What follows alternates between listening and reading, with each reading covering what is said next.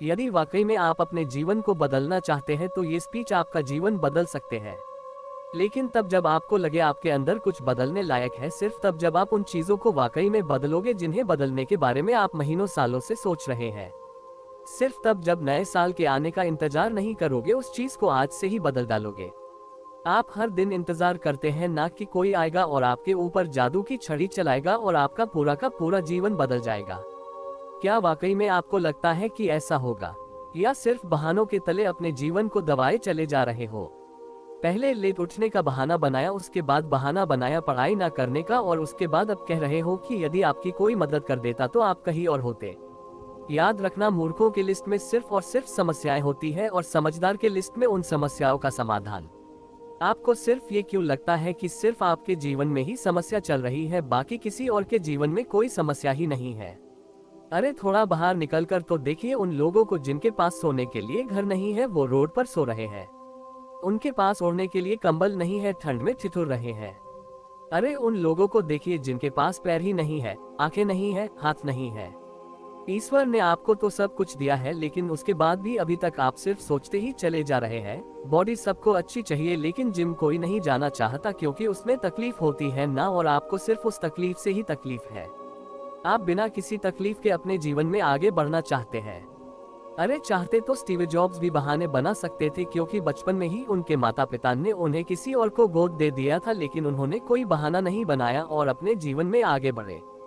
चाहता तो वो तब बहाना बना सकते थे जब दुनिया की सबसे बड़ी कंपनी एप्पल का उन्होंने निर्माण किया और उसके बाद उन्हें अपनी ही कंपनी से भगा दिया गया।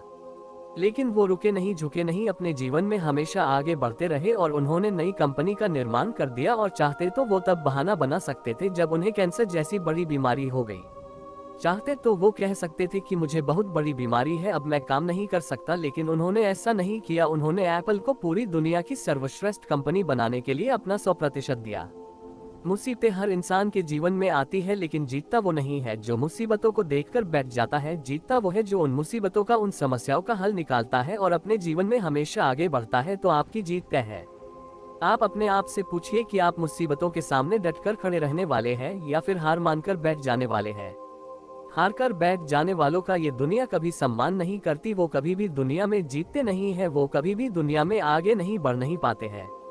याद रखना, सिर्फ अकेले रेस में दौड़कर जीतने से अच्छा है कि 10 लोगों के साथ दौड़े और हार जाए। अरे आप अपनी काबिलियत का पता तो लगाए कि आपके अंदर आया है और क्या नहीं। आप तो शुरू में ही डर जाते हैं, जब भी जीवन का असली सच तो यही है कि आपको हर चीज पाने के लिए कर्म करना ही पड़ेगा, उसके बाद सब्र रखना ही पड़ेगा। कई बार आप गिरोगे, हारोगे, लोग बुरा भला कहेंगे। कभी आपका मन उस काम को करने के लिए करेगा, कभी नहीं करेगा। लेकिन इस जीवन की रेस में वही आगे बढ़ेगा जो हर मुसीबत का डटकर सामना करेगा और अपने जीवन में सिर्फ आगे बढ़ता रहेगा। बिल गेट्स ने एक बहुत ही अच्छी बात कही थी कि मैं कभी भी अपनी क्लास में आगे बैठने वाले बच्चों में से नहीं था। मैं हमेशा ही पीछे बैठने वाले बच्चों में से था। लेकिन आज मुझे बहुत ही ज्यादा खुशी होती है कि जो आगे बैठने वाले बच्चे थे, आज वो सभी के सभी मेरी कंपनी में काम करते हैं। इसलिए आप भी कभी ये मत देखिए कि आप आगे हैं या पीछे, ऊपर है या नीचे है।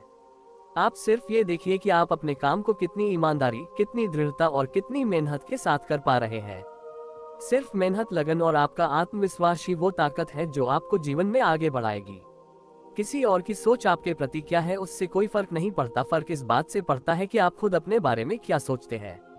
आप अपने आप को एकांत में बैठाइए और अपने आप से पूछिए कि आपके अंदर कौन सी चीज सही है और कौन सी चीज गलत है।